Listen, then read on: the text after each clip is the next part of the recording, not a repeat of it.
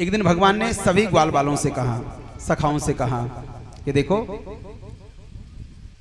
आज हम सभी वनभोज करेंगे, आज हम सभी वनभोज करेंगे। वनभोज समझते आजकल की भाषा में पिकनिक, यानी घर से सुंदर सुंदर पकवान बनवा करके ले जाओ और कहीं उद्यान में बगीचे में बैठ करके किसी हिल स्टेशन पर जाकर के आराम से मिल बांट करके खाओ। तो ऐसे भगवान ने कहा ग्वाल वालों से कि चलो अपने अपने घर से सुंदर सुंदर पकवान बनवा करके लाना और हम सब मिल बांट करके खाएंगे। भगवान के सखाओं में एक गरीब सखा था जिसका नाम था मधुमंगल। बहुत गरीब था, इतना गरीब था कि एक दिन यशोदा मैया ने मधुमंगल से कहा, मधुमंगल तुम्हारे घर खाने के लिए कोई सामग्री नहीं है, एक काम किया करो, तुम रोज कृष्ण के साथ भोजन किया करना। और वह मधुमंगल कन्या के साथ रोज भोजन करता था। आज कन्या ने विशेष आग्रह किया मधुमंगल से और मधुमंगल से कहा, कन्या ने कि देख तुम रोज हमारे घर का खाते हो, आज अपने घर से बनवा करके लाना, खाली हाथ मत आ जाना। कन्या ने आज्ञा दी है। सभी ग्वाल बाल अपने अपने घर जाकर के सुंदर सुंदर पकवान बनवाने लगे हैं। ऐसे सुंदर पकवान बनवाए, कोई खीर बनवाने लगा, कोई रबड़ी बनवाने लगा, कोई कचौड़ी, कोई पूड़ी, कोई सब्जी, कोई बर्फी, सब बनवाने लगे। लेकिन मधुमंगल ने सोचा कि मेरे घर है क्या जो मैं बनवाऊं। मां से कहा, मां कन्या ने कहा है कि अपने घर से कोई सुंदर वस्तु बनवा करके लाना और मुझसे विशेष आग्रह किया है, मुझसे कहा है कि मधुमंगल तू जरूर बनवा करके लाएगा, मेरे घर का रोज खाता है, कोई सामग्री बनवाता। मां ने देखा घर में कोई सामग्री नहीं है, क्या बनाऊं, कोई सुंदर सी वस्तु होती तो बना करके भेजती, मेरा भी सौभाग्य होता कि मैं अपने हाथों से सामग्री बनाती और मधुमंगल जाकर के कृष्ण को अपने हाथों से खिलाता। इससे ज्यादा सौभाग्य की बात क्या होती।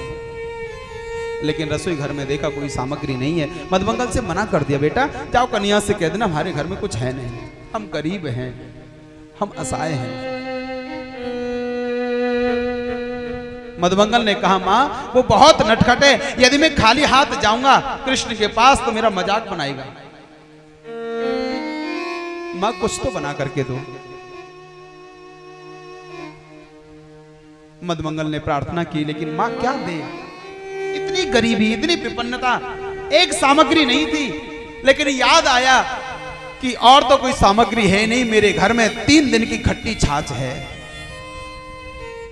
मधुमंगल बहुत आग्रह कर रहा है, अगर कुछ नहीं दे सकती तो कोई बात नहीं, 3 दिन की खट्टी छाछ मां मधुमंगल को दे देती है और कहा, बेटा ये ले जाओ, कहना मां ने बड़े भाव से भेजी है, स्वीकार कर लेगा कन्हैया। मधुमंगल ने कहा, मां तुम नहीं जानती कृष्ण ताजा माखन खाता है, 9 लाख गाय उसके यहाँ, क्या कमी है, वो तेरी 3 दिन की खट्टी छाछ लेगा। नहीं नहीं, कोई अच्छी सी वस्तु तो, ये नहीं ले जा सकता। मां ने कहा, नहीं बेटा ले जाओ, कहना मां ने भाव से भेजी है। मधुमंगल को भी लगा कि मैं खाली हाथ जाऊं, उससे अच्छा तो यह है कि ये 3 दिन की खट्टी छाछ ले जाऊं, कम से कम कृष्ण जाति उपहास तो नहीं करेगा। और मधुमंगल मन मार के वो 3 दिन की खट्टी छाछ अपने साथ लेकर के जाता है। और सभी ग्वाल बाल आए, सभी सखा आए, कृष्ण भी पहुंचे हैं और वन में जाकर के, ये वृंदावन की घटना है मेरे भाई बहन, और वृंदावन के स्थान पर बैठ करके चारों ओर से सभी ग्वाल बाल बैठ के, बीच में श्री कृष्ण बैठते हैं। जरा इस झांकी का दर्शन करना, चारों ओर से ग्वाल बाल बैठे हैं और बीच में कृष्ण मोर मुकुट धारण करके बैठे हैं और सबसे कहा कि लाओ अपने अपने घर से क्या बना करके लाए, निकाल करके दो। अब जो सखा सामग्री लेकर के गए थे सब निकालते और कृष्ण को देते और कन्हैया उसमें से थोड़ा सा खाते और उसी में से फिर ग्वाल वालों को खिलाते थे। लेकिन ये दृश्य देखते देखते मधुमंगल सोचने लगा कि कोई खीर लाया है, कोई रबड़ी लाया है, कोई मालपुआ लाया है, कोई बर्फी लाया है और मैं लाया हूं 3 दिन की खट्टी छाछ। क्या ये शोभा देगा? कहीं ऐसा तो नहीं इन ग्वाल वालों के बीच में कृष्ण मेरा अपमान कर दे, मेरा उपहास कर दे कि मदमंगल तू लाया तो है लेकिन 3 दिन की खट्टी छाछ लाया है। ये शोभा नहीं देगा, नहीं दूंगा कृष्ण को। ये कितना भी आग्रह करे मैं बिल्कुल नहीं दूंगा, क्योंकि ये 3 दिन की खट्टी छाछ है, इसका गला खराब हो जाएगा, इसका स्वास्थ्य ठीक नहीं रहेगा। लेकिन ये नटखट भी बहुत है, मांगेगा जरूर और मैं मना करूंगा तो जबरदस्ती छीनेगा और मैं कृष्ण को नहीं दे सकता। और कन्या को देना ना पड़े मेरे भाई बहन, उसी समय मदमंगल ने वो पंक्ति छोड़ी और खड़े होकर एक वृक्ष के पीछे जाकर के छुप गया। वहीं से दृश्य देख रहा था कि मेरा दुर्भाग्य तो देखो, आज मुझे पहली बार मौका मिला था कि मैं अपने हाथों से कृष्ण को भोजन कराता, सुंदर से पकवान खिलाता, लेकिन आज वह मौका भी मेरे हाथ से निकल गया।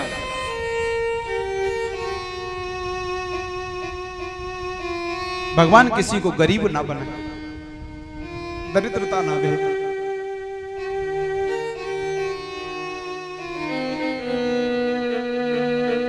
मंगल दूर से दृश्य देख रहा था, फूट फूट करके रोने लगा।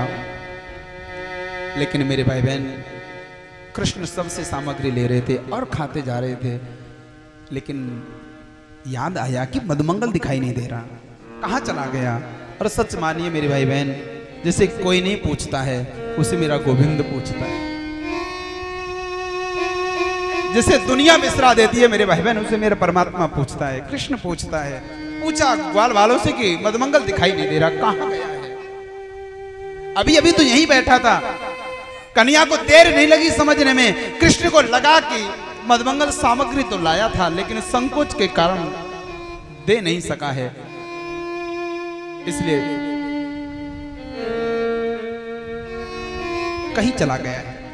एक सखा ने इशारा किया, कन्हैया देखो ये वृक्ष के पीछे खड़ा है, कुछ लाया तो है, हाथ में पात्र तो है, बर्तन तो है, लेकिन संकोच के कारण देने का भाव जागृत नहीं हो रहा है। देखो वृक्ष के पीछे खड़ा है। कृष्ण ने देखा, सखा को नहीं भेजा मेरे भाई बहन, ये ब्रज का कन्हैया है,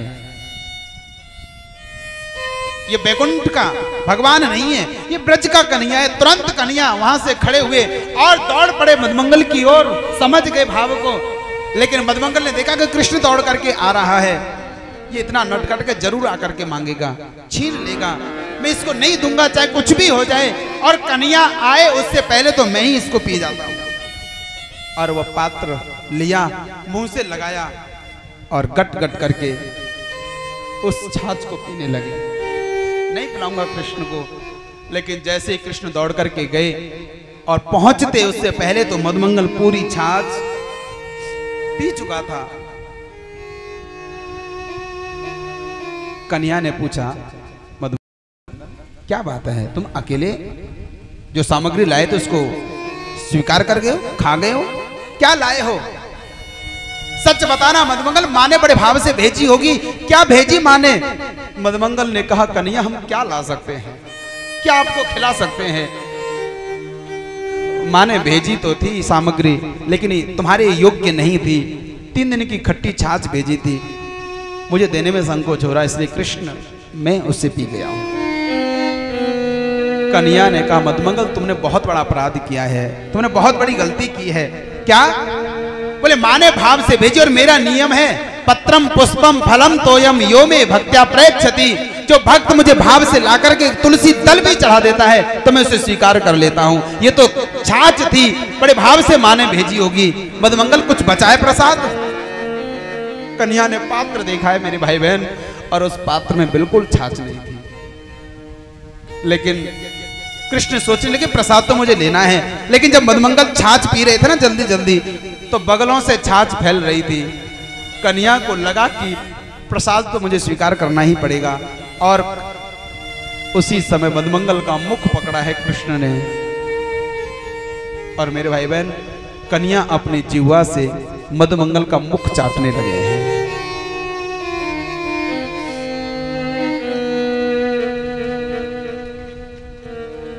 जैसे मुख चाटने लगे, मदमंगल तो फूट फूट करके रोने लगा। गोविंद तू बड़ा दयालु है, बड़ा कृपालु है, मुझे तो ऐसा लग रहा था कि तू मेरा उपहास करेगा, तू मेरा मजाक बनाएगा, मेरी हंसी उड़ाएगा, लेकिन गोविंद मुझे नहीं पता था कि तेरा भाव इतना श्रेष्ठ है, मुझसे गलती हो गई। कन्या ने कहा मदमंगल मैं वस्तु के ऊपर नहीं जाता, मैं तो केवल भक्त के भाव पर जाता हूं। मुझे सामग्री की भूख नहीं है, मुझे केवल भक्त के भाव की भूख है। भाव का भूखा हूं मैं, भाव ही एक सार है, और जो भाव से मुझको भजे भव से बेड़ा पार है। और कथा ऐसा कहती है मेरे भाई बहन, उसी समय मदमंगल को अपने हृदय से लगाया है और अपने साथ लेकर के आए, ग्वाल वालों के साथ बिठाया है, और कृष्ण ने अपने हाथों से मदमंगल को खिलाया था, अपने हाथों से।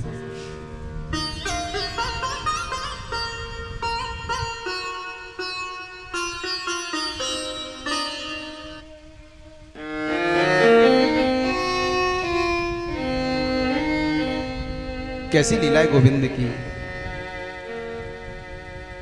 जरा कल्पना करो मेरे भाई बहन, मदमंगल का कैसा भाग्य रहा होगा, जिससे परमात्मा को दुनिया खिलाना चाहती है, आज वही परमात्मा मदमंगल को अपने हाथों से खिला रहे हैं।